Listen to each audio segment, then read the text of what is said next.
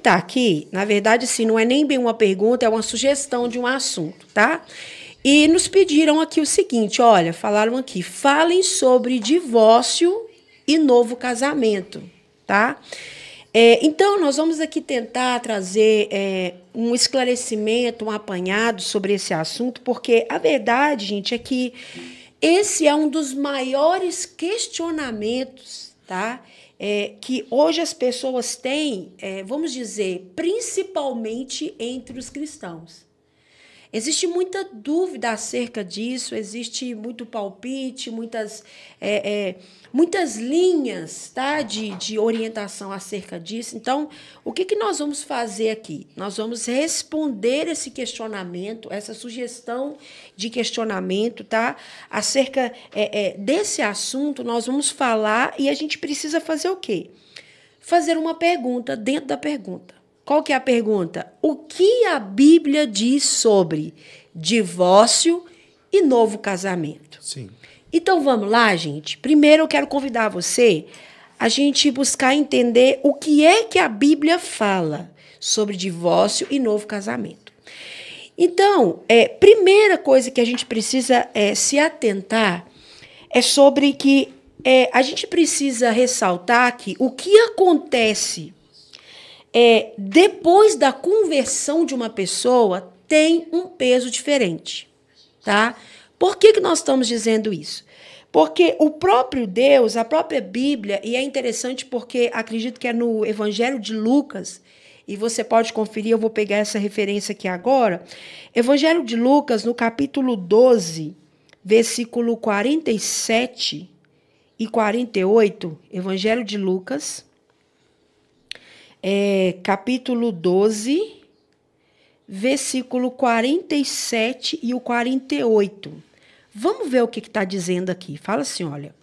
Aquele servo que conhece a vontade do seu senhor e não prepara o que ele deseja e nem age para agradá-lo, será castigado com extrema severidade. Contudo, aquele que não conhece a vontade do seu senhor, mas praticou o que era sujeito ao castigo, receberá poucos açoites. A quem muito foi dado, muito será exigido. E a quem muito foi confiado, muito mais ainda será requerido. Então, vamos lá. Para a gente construir aqui um fundamento de acordo com a Bíblia, primeiro a gente precisa entender o quê? Vamos ressaltar que, segundo essa palavra, está dizendo aqui que aquele que conhece o seu Senhor, tá? Isso é a Bíblia que está dizendo. E ele comete um erro, e ele faz algo, e ele não prepara, né? Ele não prepara aquilo que ele foi solicitado para ser feito. Está dizendo aqui que o castigo dele será extremo, vai ser severo. Agora, está dizendo aqui para uma outra situação. Aquele servo, contudo, que não conhece. Então, nós temos aqui duas classes de pessoas, certo? Sim. Aqueles que conhecem e aquele que não conhece. Então, sobre aquele que não conhece, que está no que a Bíblia chama de tempo de ignorância, ele tem o quê? Uma responsabilidade menor, porque ele não tinha conhecimento sobre isso, correto? Sim. Então, a gente precisa analisar que sobre os tempos da ignorância, que é exatamente o que essa palavra de Lucas está falando. Então, em Atos, acredito que 17:30 também vai falar que Deus ele não leva em conta os nossos tempos de ignorância, certo? Ou seja, aqueles tempos onde você não tem um entendimento sobre aquela situação, né? Sobre aquilo que estava acontecendo. Então, antes da conversão.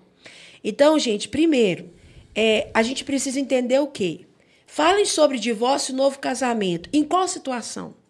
Nós estamos falando isso no contexto de um não cristão, de alguém que não é convertido, certo? A Jesus Cristo. Ou nós estamos falando de alguém que já é cristão, que tem uma prática, que tem um conhecimento, que não está na ignorância e que ele pratica isso. Que não significa, gente, que o que foi feito anteriormente, ao conhecer a Cristo, que não seja pecado. Então, tudo que eu fiz antes de conhecer a Cristo não é pecado. Não. As consequências... Não significa isso. Aqui está falando a mesma coisa para as duas partes. Isso aí. Os dois desobedeceram, os dois fizeram o que era errado. Porém, um não conhecia, o outro conhecia. Tá? Então, nós vamos entender em qual contexto está aqui falando sobre divórcio e novo casamento. Então, não é o que aconteceu comigo antes de conhecer a Cristo, não era pecado, não. Era pecado. Sim, tá? E continua sendo pecado. E erro continua sendo erro. Mas que com o arrependimento é recebido o perdão pelos erros no tempo da ignorância. É isso que a Bíblia fala, que Deus não leva, não que ele não considere como pecado. Agora, houve o arrependimento, então o que Deus está considerando? Que isso foi um tempo onde você não tinha entendimento de que estava errado. Então, nós vamos observar que, ao encontrar-se com Jesus, não importa o passado. Por quê? Ele é capaz de restaurar, ele é capaz de tornar o pecador uma nova criatura. Claro, esse tá? é o propósito e tornar, de Cristo. Exatamente. Por quê? Porque a Bíblia fala em 2 Coríntios 5,17 o quê? Fala que, e assim, se alguém está em Cristo, é nova criatura. As coisas velhas já passaram, e eis que tudo se fez novo. Então, aqui mostra que não há mais culpa e nem condenação para aquele que está em Cristo. Porque o sangue de Jesus o purifica de todo pecado e de todo o tempo da ignorância. Então, vamos lá. Nós podemos entender, à luz da palavra de Deus, que Deus ele é poderoso e que ele tem para todos nós um recomeço. Não tem? Verdade. Porque Deus é justo. Tá? Não existe falha na justiça de Deus. Não. Então, o Senhor ele é poderoso para te proporcionar recomeço na sua vida. É isso que ele quer dizer. Então, ele mostra para mim e para você, na palavra dele, a vontade em relação ao casamento. E ele apresenta princípios inegociáveis. Então, vamos lá. Princípios inegociáveis.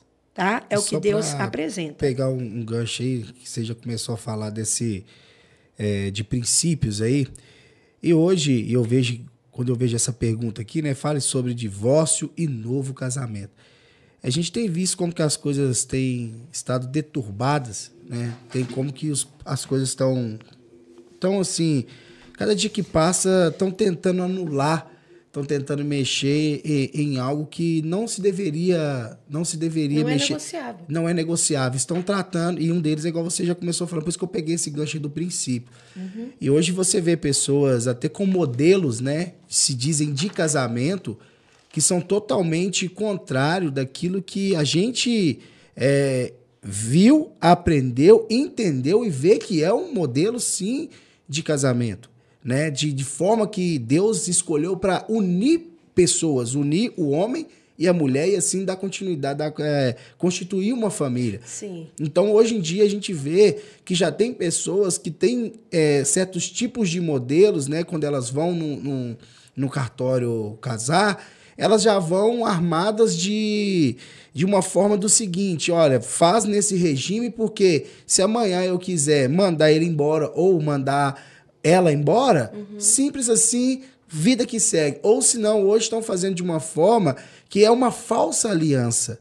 Não é uma verdadeira entrega. Eu tô com um olho no peixe e o outro no gato, como diz o outro, né? Eu tô entrando aqui, mas eu tô entrando desconfiado. Qualquer coisa aqui, eu viro... Eu dou um jeito de sair fora. E eu já ouvi pessoas que vivem debaixo de um conselho desse e o resultado não foi bom. Que ali o pai instrui e fala, ó, é o seguinte, casa dessa forma aqui, porque qualquer coisa que acontecer, você manda embora, vira as costas e segue para outra. Então, hoje a gente vê que isso está muito... Tá muito comum. É normal, por isso que as pessoas hoje elas já casam e eu já ouvi isso, não foi nenhuma nem duas vezes, de pessoas falando, não, caso aqui, se não der certo, de você casa de novo. E aí você vai ver pessoas que estão no 5º casamento, no 4º casamento. Então, e é por isso que a gente, por exemplo, ao falar sobre divórcio e novo casamento, a gente não tem como começar do meio para frente. Não, nós temos que começar do início, que é como a gente está tratando aqui sobre a origem disso. Então, a revelação do casamento para o nosso tempo? Qual que é a revelação do casamento para o nosso tempo? Porque a gente precisa agora contextualizar isso aqui, trazendo para a nossa realidade, né? Então, a gente observa que o quê? Que a Bíblia, ela apresenta diferentes períodos referente ao casamento. Mas ela também vai apresentar e vai apontar para nós a revelação de Deus para cada um dos tempos. Olha para você ver que coisa incrível. Verdade. Para cada coisa, para cada situação diferente, para períodos, Deus ele trouxe isso. Então, vamos lá. Primeiro, princípio da lei mosaica, né? A lei de Moisés. A lei mosaica são o quê? São diferentes dos da nova aliança, certo? A lei mosaica, existe a lei mosaica, né? As leis de Moisés, e as leis da nova aliança. Então, vamos dar aqui um exemplo da lei mosaica. Qual que era a lei mosaica para o casamento? Por exemplo, existia uma lei. Qual que era a lei? Poligamia, tá? Por exemplo. Ela não é mais tolerada, certo? Sim. Se na antiga lei isso acontecia, agora a monogamia é o padrão na nova aliança, como está em 1 Timóteo, capítulo 3, versículo 2. Então, se a poligamia antes era algo que existia, na nova aliança, traz então o quê? Um modelo para esse tempo, para essas pessoas, e que diz que isso deve acontecer. Então, isso acontece por quê? Porque o sacerdócio foi mudado, certo? Por que houve essa mudança de lei? Da lei mosaica para a lei da nova aliança? Porque houve uma mudança de sacerdócio. Se naquele tempo existia um sacerdócio, e o que acontece? Se existiu mudança de sacerdócio, automaticamente, necessariamente, muda-se a lei. Sim. Então, muda-se sacerdócio, muda-se a lei. Sim. Tá? Então, aí o que Jesus vai trazer para nós no Evangelho de Mateus? Então, para esse tempo agora, falando da nova aliança. Jesus traz no Evangelho de Mateus, no capítulo 19, versículo do 3 ao 10, ele vai trazer para nós e ele responde o questionamento dos fariseus. O que os fariseus estavam perguntando para ele? Sobre o divórcio. Os fariseus estavam perguntando para Jesus se podiam fazê-lo por qualquer motivo. Então, olha que interessante. Sim. Da mesma forma como as pessoas estão questionando hoje. Como que fica? Porque na lei mosaica era assim. Aí os fariseus perguntaram para Jesus, em Mateus 19, vamos ver o que está escrito. Mateus, no capítulo 19, os fariseus vêm e questionam Jesus. Falam, e aí, Jesus? Né? Como é que vai ser esse negócio de divórcio?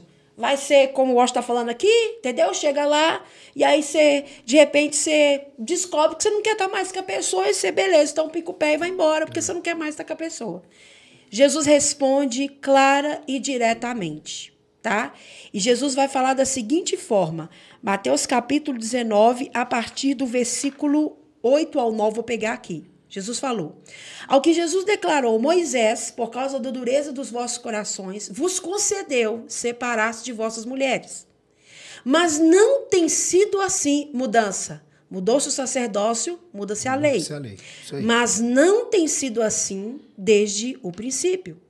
Eu, porém, Jesus, vos afirmo, todo aquele que se divorciar da sua esposa, a não ser por imoralidade sexual, e se casar com outra mulher, estará cometendo adultério. Então, vocês aí, gente, que estão ouvindo isso, você pode ler todo o capítulo 19, que vai aqui. Casamento e divórcio, está escrito aqui. Sim.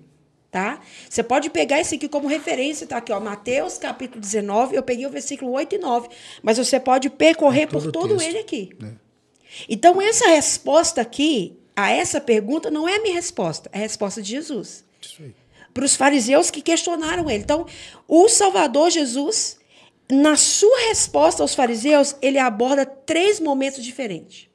O primeiro não foi assim desde o princípio. Ou seja, já não era assim na lei mosaica. Primeiro, ele falou, não foi assim. Tá? Então, ou seja, ele trata dos dias de quê? De Abraão. Primeiro. Tá? Ele trata que ele falou, olha, não foi assim desde o princípio. Não foi assim lá com Abraão. Não foi assim lá no começo da aliança. Então, aqui ele trata o primeiro momento. De cara, ele fala o quê? Não foi assim desde o princípio. Tá? Outro ponto. Segundo período em que era permitido o divórcio é por causa de quê? Da dureza do vosso coração. Então, primeiro Jesus responde, Não foi assim desde o princípio. Segundo, Moisés estabeleceu isso por causa da dureza do coração de vocês. Foi por isso que Moisés permitiu que vocês repudiassem a mulher de vocês. Então, o tempo da lei que Moisés recebeu ao afirmar, Jesus falou, eu, porém, lhes digo. Jesus marca um terceiro período. Que terceiro período é esse, gente? A nova aliança. Olha que interessante. Nessa mensagem, ele traz aqui, então, não há dúvida, vocês estão entendendo? Não há dúvida. Então, primeiro ele falou assim, olha, não foi assim desde o princípio. Então, ele marca aqui um período. Ou seja, lá com Abraão, no início da aliança, não foi assim. Segundo, tempo de Moisés. Não, Moisés permitiu que vocês fizessem isso. Por quê? Por causa da dureza do vosso coração. E terceiro, ele vem e fala de quê? Agora, nesse tempo, para aqueles que vivem na nova aliança, eu, porém, lhes digo que o quê? Marca um terceiro período. Então, é sobre isso que nós precisamos discorrer aqui.